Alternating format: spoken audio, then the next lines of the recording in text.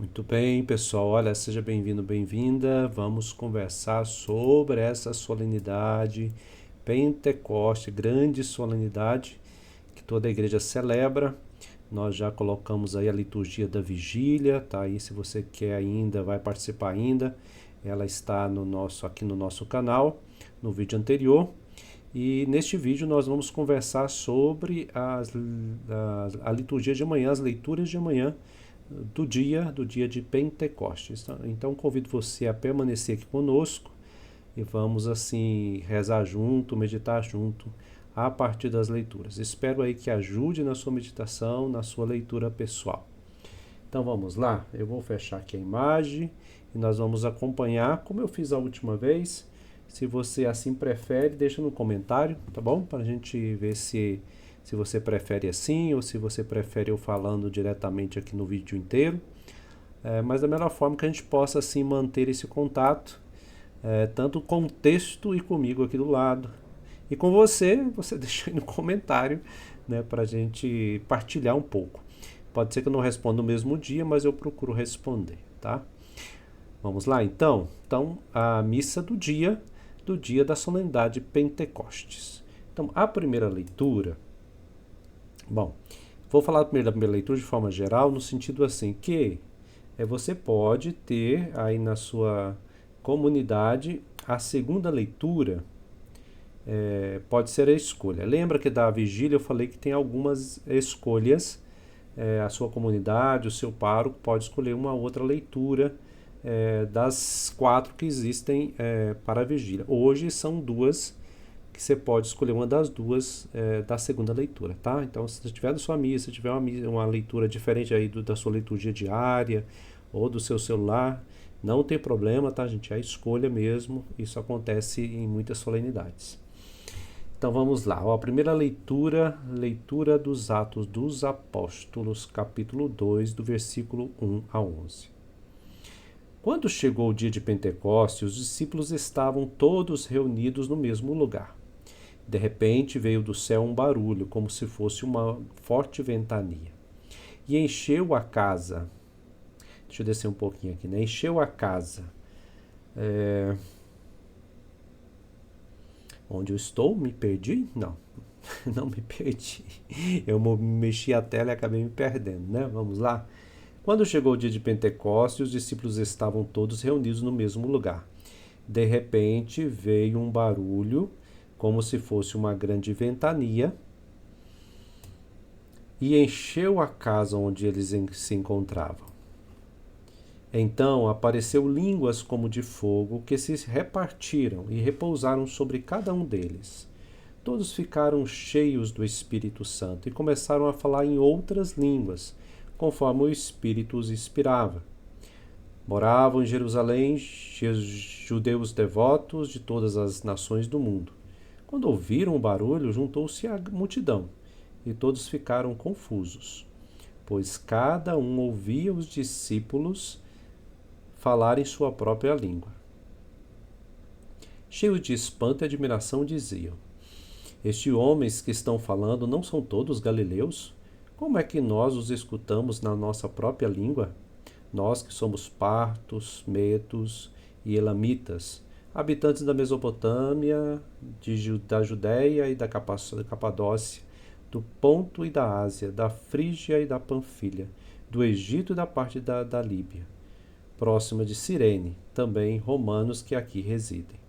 Judeus e prosélitos, cretenses e árabes, todos nós os escutamos anunciarem as maravilhas de Deus na nossa própria língua. Muito bem, talvez a primeira coisa aqui que vem à cabeça, né, pelo menos pela caminhada que a gente tem de liturgia, desses anos de ministério, sempre vem a questão dessas línguas aqui, né? Começaram a falar línguas diferentes. Primeiro tem uma língua aqui que é a língua de fogo, né? E que repartiam sobre cada um. É interessante porque sobre cada um, né, o Espírito Santo vai depositando a sua graça e despertando carismas. E aí cada um responde de sua maneira nesta comunhão, né? Isso é uma coisa que tem que a gente lembrar. E todos ficaram cheios do Espírito e começaram a falar em outras línguas. Perceba que não é a glossolalia, ou que nós chamamos hoje nos movimentos pentecostais na renovação carismática de oração em línguas. Não é isso, tá? O texto não está falando sobre isso. Então a gente não pode forçar o texto naquilo que ele não fala, né? O que nós temos aí sobre a glossolalia a gente vai encontrar lá em Romanos e não aqui nesse texto. Nesse texto aqui está falando da igreja nascente, onde o Espírito Santo desce sobre os discípulos e distribui os seus dons, e aí esse vigor faz com que esses discípulos comecem a espalhar a igreja por todos os lugares. O evangelho formando igrejas, né? Não espalhando simplesmente a igreja, mas espalha a mensagem, e daí dessa mensagem surgem as igrejas, né? E eles falam em línguas diferentes daqueles que eles falavam, né? Vocês percebem que não tem a ver com a glossolalia, né, como eu estava dizendo, porque esses vários povos entendiam na própria língua. Então era uma língua compreensível, né? Era entendida aí por todos, cada um da sua parte, da sua tribo, da sua região. Então isso para demonstrar o vigor, a ação do Espírito Santo e como que eles vão espalhando, né, por diversas nações, e até hoje é assim, né? Quanto daqueles que aprendem novas línguas para anunciar aonde vão ser missionários, missionárias, ou mesmo no meios eletrônicos, na internet, né? Então, anunciar o quê? As maravilhas de Deus. E o que são as maravilhas de Deus? Que o Senhor ressuscitou e enviou o seu Espírito e nos dá essa alegria de agora fazer parte também desta maravilha que é a vida em Cristo. Então estas são as maravilhas de Deus. Não é simplesmente curas e milagres, elas vão acontecer e acontecem, mas as curas e estes milagres não são a centralidade, mas a decorrência do próprio assumir o Evangelho, assumir Cristo na vida, e aí curar, né, tantas situações, pode ser questões psicológicas e espirituais e até mesmo físicas, né? Mas a centralidade é justamente o verdadeiro milagre, é trazer o homem e a mulher para Deus. Este é o milagre, tá? Não é o milagre simplesmente da cura física, porque senão a gente erra o alvo. Pode acontecer, eles acontecem, mas não é a centralidade. Se acontecem, é para ser sinal que o reino de Deus está presente. Muito bem. A segunda leitura. Vamos ler Coríntios 12, 3, 7, 12 até o 13. Irmãos, ninguém pode dizer Jesus é o Senhor a não ser no Espírito Santo. Há diversidade de dons, mas um mesmo é o Espírito. Há diversidade de ministérios, mas um mesmo é o Senhor. Há diferentes atividades, mas um mesmo que realiza todas as coisas em todos. A cada um é dada a manifestação do Espírito em vista do bem comum. Como o corpo é um, embora tenha muitos membros, e como todos os membros do corpo, embora sejam muitos, formam um só corpo, assim também acontece com Cristo. De fato, todos nós, judeus ou gregos, escravos ou livres, somos batizados num único Espírito, para formarmos um único corpo, e todos nós bebemos de um único Espírito. Palavra do Senhor, graças a Deus. E, gente, que bela leitura, e o tanto que nós estamos precisando disso, né? Precisamos meditar mais esse texto de aos Coríntios, porque nós estamos aí com a tendência de querer que a igreja seja todo mundo igualzinho, né? Ou seja, uniformidade, ou seja, tornar todo mundo do mesmo jeito, né? Todo mundo deve comportar do mesmo jeito, vestir as mesmas roupas, falar as mesmas coisas, ter como se fosse um carisma único, né? Aqui tem um problema seríssimo, né? Porque nós estamos vivendo isso hoje. Todo mundo tem que se comportar assim, de acordo com aquela igreja, ou de acordo com aquele líder religioso. Tudo que ele mandar fazer tem que fazer. E aí, quando o outro não faz, eu critico ele. Tinha que ser tudo nesse formatinho. Isso não é o cristianismo, né? A igreja, por graça de Deus, é riquíssima nesse sentido de dons, de carisma. Então são vários modos de viver o evangelho. né? Todos eles na caridade, buscando fazer a vontade do Senhor, mas é diverso, cada um é dada a manifestação, né? É dado o carisma, o dom do Espírito em vista do bem comum.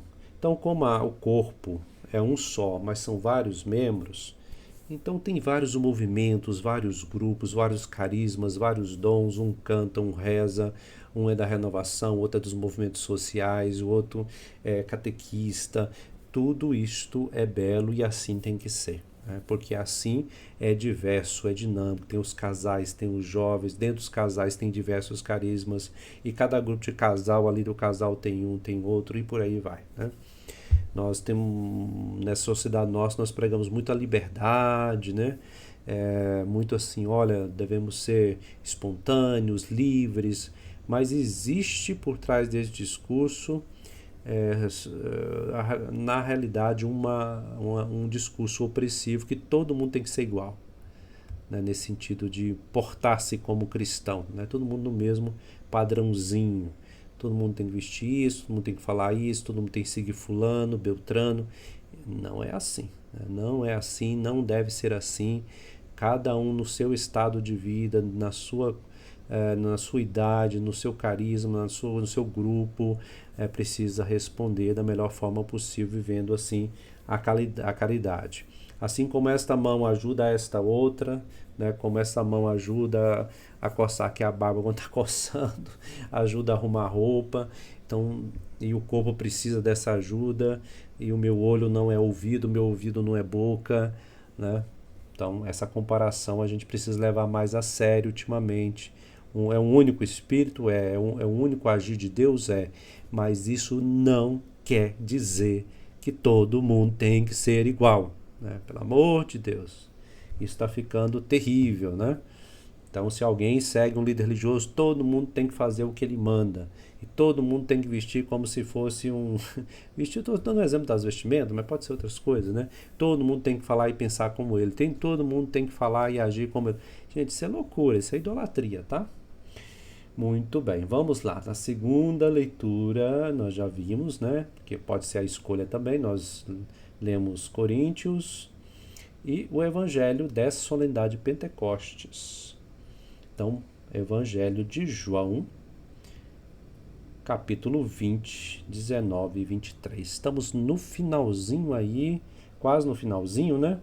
Tem mais um capítulo e um adendo do Evangelho de João. Hoje de manhã, no sábado, nós terminamos o Evangelho de João, dessa liturgia do tempo pascal, e aqui ele retoma novamente um trecho do Evangelho de João neste domingo, nessa liturgia.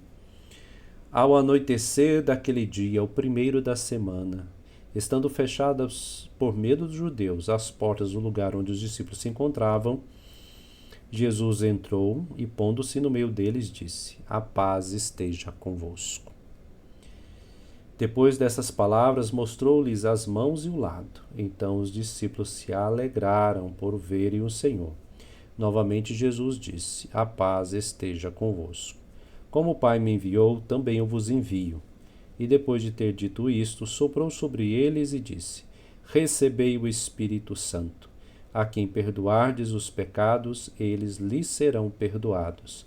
A quem os não perdoardes, eles lhes serão retidos. Palavra da salvação. Glória a vós, Senhor. Muito bem, nós temos em outro evangelho que pode ser escolhido também, tá? Nós vamos ler isso daqui, né? O mais comum das celebrações, o mais escolhido, pelo menos nas liturgias aí. Aí tem essa outra leitura aqui, no sentido, se for para escolher esse outro evangelho, né? Aí depende da sua comunidade, pode ser esse outro aqui de João, né? Guardai-se-me a mais, guardareis os meus mandamentos, mas nós vamos falar sobre este evangelho aqui, João 20. Então, anoitecer, essa palavra, né, que nós temos aqui, deixa eu baixar um pouco, aqui, ao anoitecer daquele dia. A noite aqui sempre traz aqui talvez receios, medos, ou ainda não está se enxergando direito. Vamos lembrar que, né, a noite realmente era escura antigamente, né? Agora nós temos luzes, pelo menos nas cidades, de todos os lados, né? Mas o anoitecer está relacionado justamente com estando fechadas essas portas, porque anoitecer, medo. Né? Então tem uma situação aqui de medo. O medo é escuro, né? No escuro se tem mais medo.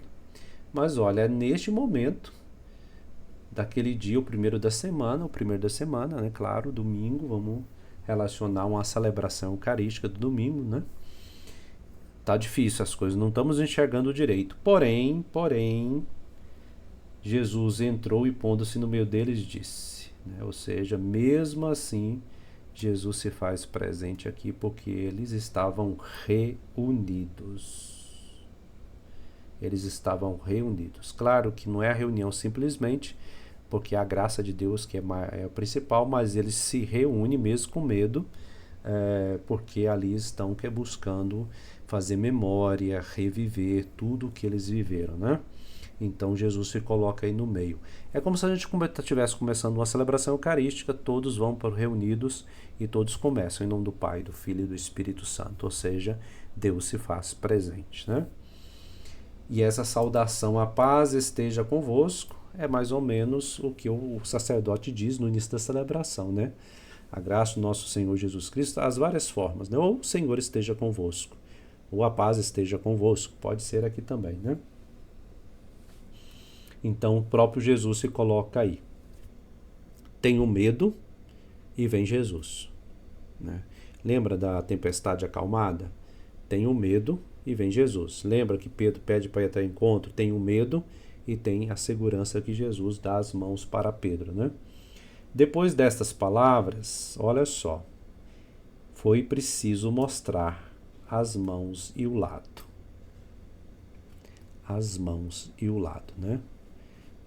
Por quê? É o mesmo. O ressuscitado é o mesmo crucificado. Então não há como a gente separar a ressurreição da cruz, principalmente para nós que estamos a caminho ainda. Em Jesus já se realizou a ressurreição e nós isso será realizado. Estamos como peregrinos ainda, por isso que principalmente não se afasta a cruz, né? Aí daquele que fica pensando que não é simplesmente contentamento e felicidade o caminho é de Cristo, né? E aí nega a cruz e aí nega o próprio Cristo. Novamente Jesus disse, né? A paz esteja convosco. Como o Pai me enviou, também eu vos envio, né? Olha, existe um envio aqui. E aqui não cabe simplesmente a nós, padres e bispos e religiosos. Claro, de maneira de pastoreio mais acentuado, é ministério ordenado ou não ordenado, mas é um ministério de liderança, tá? Mas isso não exclui de forma nenhuma a todo batizado, né? Todo batizado, ele é enviado. É lógico, em ministérios diferentes, não um melhor do que o outro, simplesmente ministérios diferentes, responsabilidades diferentes, mas envio. E para isto, né, que tinha medo, Jesus, a paz esteja convosco, a paz esteja convosco.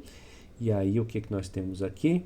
Soprou sobre eles, né, e disse, recebei o Espírito Santo, que é justamente aquele que vai mostrar o caminho, aquele que vai revelar tudo o que o Senhor nos disse, vai nos relembrar, né? Então lembrar disto, é o Espírito Santo que agora no seio da igreja, pelo ressuscitado, vai dar aí as graças necessárias para a gente realizar a nossa missão, que é a missão de Cristo. A gente fala nossa no sentido que queremos responder a este envio, né? Não sem Cristo, claro. A quem perdoardes os pecados, eles serão perdoados. A quem não perdoardes, né, eles serão retidos. Então, é a graça de levar a misericórdia a todos e fazer que todos compreendam essa misericórdia do Senhor. E na medida que se compreende e se vive, os pecados são perdoados. É claro que aqui nós, posteriormente, nós relacionamos também ao sacramento da confissão. Mas, inicialmente, é sobre enviar a misericórdia do Senhor a todos os povos. A nós que acreditamos por primeiro, os discípulos ali engajados, inicialmente, depois todos nós também, vamos dizer assim, em levar aqueles que precisam encontrar essa boa nova. Então, assim, essa festa de Pentecoste, ele distribui os dons, ele distribui os carismas. E quem somos nós para dizer que todo mundo tem que ser igual, não é verdade? Toma cuidado aí, viu? Não caia nessas histórias perigosíssimas, querendo prender o Espírito Santo como se prende um pássaro na gaiola. Não. O Espírito Santo sopra onde quer, como ele quer. Mesmo alguém que não viva do meu estilo cristão católico, tome cuidado, eu tenho visto isso aí por aqui, tem também, onde que eu trabalho, acho que ser católico só se for daquele jeitinho. Muito cuidado, que são diversos os carismas, diversas formas, diversos dons, diversos trabalhos, né? Então vamos pensar bem, que bom que a outra pessoa está comigo também, junto comigo. Ela tem um trabalho diferente, ela tem uma concepção diferente, né? Diferente que eu falo assim, não vive como eu, né?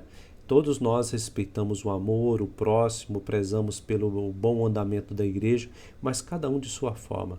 Um trabalha às vezes mais no meio social, outro meio mais no meio carismático, outro mais pregando retiro, né? O outro mais ajudando os moradores de rua. Tudo isso é maravilhoso, tudo isso, né? Não podemos resumir o espírito ou o dom naquilo que eu quero. Isto é uniformidade, isso é um equívoco, isso é um erro. Não. Nós somos um corpo e o corpo tem diversos membros, diversos ministérios, diversos trabalhos e recheado dos carismas do Espírito Santo. Muito bem que esse carisma, né, esse dom do Espírito Santo, todos os dons do Espírito Santo possa povoar o nosso coração e assim viver cada vez mais de forma autêntica este evangelho neste mundo. Muito bem, se você quiser ajudar esse canal, tem o link embaixo, né, para as vocações franciscanas capuchinhas ou também para ajudar esse canal na compra de livros e material.